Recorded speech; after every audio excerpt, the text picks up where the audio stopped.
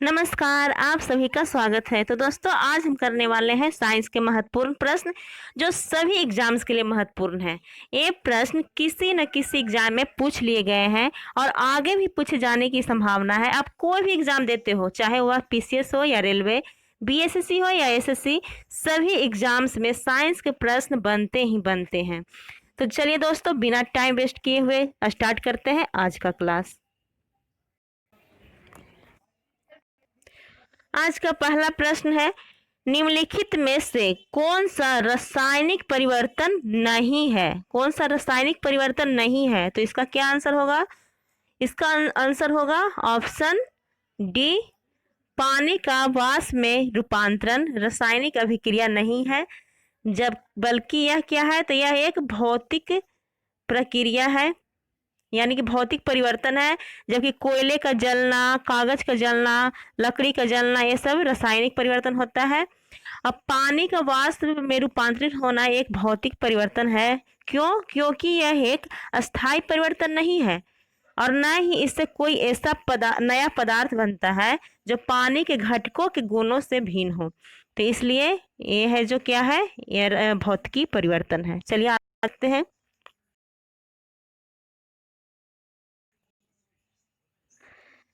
तापमान की वृद्धि के साथ कार्बन का प्रतिरोध क्या होता है? बढ़ता है, शून्य बनता है, अपरिवर्तित रहता है या घटता है? तो इसका सही आंसर क्या होगा? होगा ऑप्शन बी, शून्य बनता है। सॉरी, ऑप्शन डी होगा घटता है। तापमान की वृद्धि के साथ कार्बन का प्रतिरोध है जो घट जाता है। जबकि अगर हम बात करें तो कार्बन है जो क्या है, एक अर्धचालक पदार्थ है और इसकी प्रतिरोधता है जो क्या होता है, ताप बढ़ने पर घट जाती है। जबकि अगर हम धातुओं के बारे में बात करें तो धातु का प्रतिरोध है जो ताप बढ़ने के साथ ही इसका प्रतिरोध भी बढ़ता है धातु का। चलिए आगे देखते हैं। ग्रहों के गति के नियम किसने प्रतिपादित किया? तो इसका सही आंसर क्या होगा? वो होगा ऑप्शन बी, केपलर ने।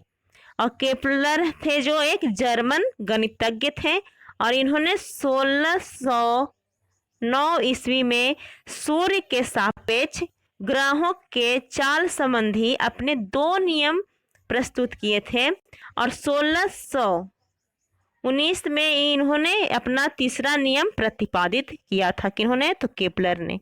चलिए आगे देखते हैं। अभिकेंद्र बल सदैव कार्य करता है, तो किस तरह से कार्य करता है अभिकेंद्र बल? तो इसका चलिए आंसर क्या होगा, बताइए। आंसर होगा इसका क्या? तो हो जाएगा ऑप्शन ए, केंद्र की ओर त्रिज्या के अनुदिश कार्य करता है। अभिकेंद्र बल है जो सदैव है केंद्र की ओर त्रिज्या के अनुदिश कार्य करता है। और अभिकेंद्र बल बराबर क्या होता है? तो होता है mv² बटा r। और इसी अभिकेंद्र जो ये अभिकेंद्र बल है, इसी के कारण मोड़ पर साइकिल या मोटरसाइकिल सवार अंदर की ओर झुक जाता है। तो एग्जाम में पूछा जाता है दोस्तों कि साइकिल पर सवार अंदर की ओर झुक जाता है किसके कारण? तो यह क्या होगा? अभिकेंद्रक बल के कारण। इसको याद रखिएगा। चलिए अब आगे देखते हैं। प्रश्न है, निम्नलिखित में से कौन सी भौतिक राशि है जो मात्रा में वृद्धि के बाद भी अप्रभावित है? तो इसका सही आंसर क्या होगा? इसका सही आंसर होगा डी, घनत्व। और जबकि आयतन, भार, द्रव्यमान है जो प्रभावित नहीं रहता है। घनत्व वह भौतिक राशि है जिस पर मात्रा में वृद्धि पर कोई प्रभाव नहीं पड़ता है, क्योंकि पदार्थ की मात्रा में वृद्धि से आयतन, भार, द्रव्यमान बदल जाता है, जबकि घनत्व है जो अप्रभावित रहता है। चलिए आगे देखते हैं। चंद्रमा से यदि किसी पिंड को पृथ्वी पर लाया जाए तो क्या होगा? इसका सही आंसर क्या होगा? चलिए दीजिए, इसका सही आंसर होगा द्रव्यमान अपरिवर्तित रहेगा। दोस्तों यहाँ ध्यान दीजिएगा, यहाँ भार के बारे में नहीं जब बल्कि द्रव्यमान है। तो द्रव्यमान तो अपरिवर्तित रहता है जबकि भार में परिवर्तन हो जाता है। किसी वस्तु को यदि चंद्रमा से पृथ्वी पर लाया जाता है तो पृथ्वी के गुरुत्वाकर्षण बढ़ने से वस्तु का भार भी बढ़ जाता है, परंतु उसका द्रव्यमान है जो हमेशा अपरिवर्तित रहता है। चलिए आगे देखते हैं। 1 सेकेंड पेंडुलम का समय आवर्त कितना होता है? तो इसका सही आंसर क्या होगा? तो इसका सही आंसर हो जाएगा ऑप्शन डी, इनमें से कोई नहीं, क्योंकि ये सेकेंड पेंडुलम का आवर्तकाल 2 सेकेंड होता है, यानी कि 1 सेकेंड का समय एक दिशा में जाने और पुनः वापस आने में, यानी टोटल 2 सेकेंड का समय लगता है। चलिए आगे देखते हैं। किसी प्रणाली में कणों का भार केंद्रित होने वाले बिंदु को क्या कहते हैं? तो इसका सही आंसर क्या हो जाएगा? ऑप्शन डी, जैसा कि अभी सभी को पता है, गुरुत्वाकर्षण का केंद्र होता है। चलिए आगे देखते हैं। कोणीय वेग के सही इकाई क्या है? तो इसका आंसर क्या होगा? इसका आंसर होगा कोणीय वेग का इकाई क्या होता है? तो ऑप्शन डी, रेडियन पर सेकेंड, यानी कि कोणीय वेग का मात्रक होता है रेडियन बटा सेकेंड। चलिए अब आगे देखें। एक बल 0.5 kg के पिंड में 10 मीटर पर सेकेंड स्क्वायर का त्वरण उत्पन्न करता है तो बल का मान क्या होगा? न्यूमेरिकल है दोस्तों, जैसा कि अभी एग्जाम में देखते हैं कि न्यूमेरिकल भी पूछ लिया जाता है। तो इसका क्या आंसर होगा? इसको सोल्व करेंगे तो यहाँ दिया हुआ है m बराबर है 0 पॉइंट और यहाँ त्वरण है, यानी कि a बराबर है 10 मीटर पर सेकेंड स्क्वायर। तो हम इसको ज्ञात करेंगे तो f बराबर क्या होता है? ma होता है। तो m यहाँ है 5.5 इंटू हो जाएगा a 10, यानी कितना आंसर आ जाएगा? 5। तो 5 न्यूटन हो गया जो बल का मान हो गया। तो हमारा सही आंसर क्या हो जाएगा? Option A 5 Newton. चलिए आगे देखते हैं।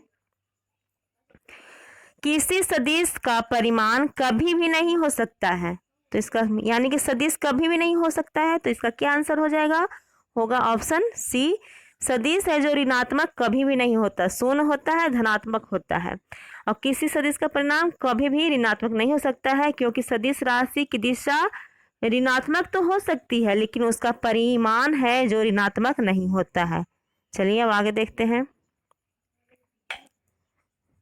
अदिश राशि कौन है? इसमें से अदिश राशि कौन है? तो इसका सही आंसर क्या होगा? ऑप्शन ए, ऊर्जा है जो अदिश राशि है, जो कि बल, आघूर्ण, संवेग ये सब है जो सदिश राशि है। अब अदिश राशि ऊर्जा क्यों है? क्योंकि इसमें केवल परिमाण है, दिशा नहीं होता है। चलिए अब आगे देखें। गति के नियमों का प्रतिपादन किसने किया था? तो इसका सही आंसर क्या होगा? तो इसका सही आंसर हो जाएगा ऑप्शन बी, न्यूटन ने। और इन्होंने कब? तो 1687 ईस्वी में गति विषयक से 3 नियमों का प्रतिपादन किया था और अपनी पुस्तक प्रिंसिपिया में किया था। पुस्तक का नाम क्या था? प्रिंसिपिया। इसे याद रखिएगा, एग्जाम में इससे प्रश्न बनते हैं। चलिए आगे देखें। परमाणु बम की खोज किसने की? तो इसका सही आंसर क्या होगा? होगा ऑप्शन ए, ऑटो हॉर्न ने। और कब? तो 1941 में ऑटो हॉर्न ने इसकी खोज की थी। और इसकी कार्यविधि है जो नाभिकीय विखंडन पर है, किसकी? परमाणु ऊर्जा का, जबकि हाइड्रोजन बम का किस पे होता है? तो नाभिकीय संलयन पर वो कार्य करता है। और नाभिकीय विखंडन की अनियंत्रित अभिक्रिया पर आधारित होती है ये परमाणु बम। इस पर ध्यान दीजिएगा दोस्तों, अनियंत्रित अभिक्रिया, ना कि नियंत्रित अभिक्रिया पर आधारित होता है। और इसे बनाने में यूरेनियम तथा प्लूटोनियम प्रयुक्त होता है। चलिए अब आगे देखें। आज का अंतिम प्रश्न, सेल्सियस में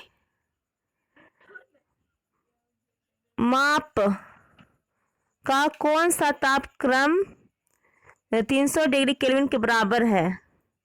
तो इसका सही आंसर क्या होगा?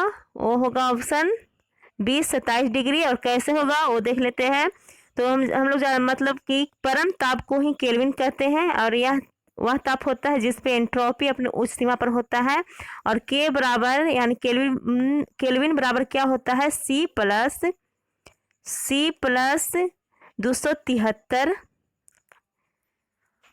और अगर हम c बराबर करेंगे तो k माइनस 273 हो जाएगा, और k का मान दिया हुआ है कितना 300 माइनस 273 करेंगे तो कितना आएगा, आएगा 27। तो इसलिए हो गया हमारा 27, इस पे हम निकाल सकते हैं। तो दोस्तों आज के लिए इतना ही। मैं उम्मीद करती हूँ कि आपको मेरा यह प्रयास अच्छा लग रहा होगा। तो मिलते हैं दोस्तों अगले वीडियो में कुछ नए प्रश्नों के साथ, और पूरा वीडियो देखने के लिए आपको बहुत बहुत धन्यवाद।